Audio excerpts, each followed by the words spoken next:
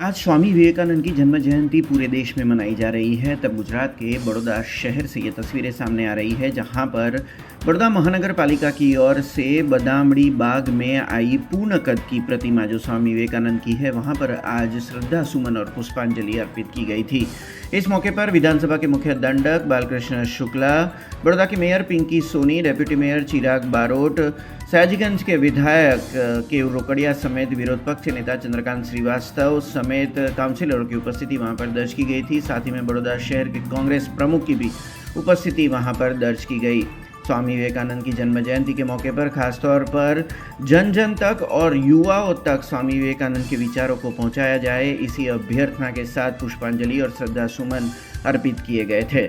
ચીર યુવા અસ્તિત્વ જેણે એ સમયે કે જ્યારે ચારે તરફ ગુલામીની માનસિકતા સાથે એક ઘોર અંધકાર લોકોમાં પ્રવેશેલો હતો, જ્યારે તેમના દ્વારા લોકોને એક પોતાના અસ્તિત્વનો સ્વીકાર કે પ્રત્યેક આત્મા એ પરમાત્માનો જ એક અંશ છે અને જો આપણે પૂરેપૂરી પ્રતિબદ્ધતાથી કોશિશ કરીએ તો ગમે તેવા પડકારોનો સામનો પણ આપણે કરી શકીએ છીએ।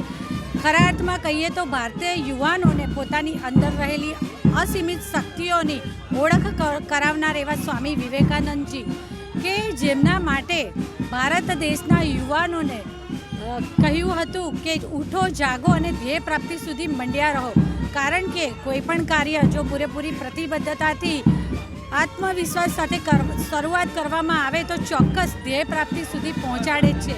આજના સ્વામી વિવેકાનંદજીના જન્મજયંતિ અવસર પર વડોદરા મહાનગરપાલિકા દ્વારા પ્રતિવર્ષ કરવામાં આવે છે તેમ તેમની પુષ્પાંજલિને તેમના પ્રતિમાને પુષ્પાંજલિ અર્પણ કરવાનો કાર્યક્રમ ગુજરાત સરકારના માનનીય દંડક શ્રી પાલુભાઈ શુક્લાજી અને સૌ સાથી કાઉન્સિલરશ્રીઓ તથા અગ્રણીઓ સાથે મળી અને તેમને હૃદયાંજલિ અર્પણ કરી। સ્વામી વિવેકાનંદનો જન્મ એટલે એક વિચારધારાનો જન્મ છે।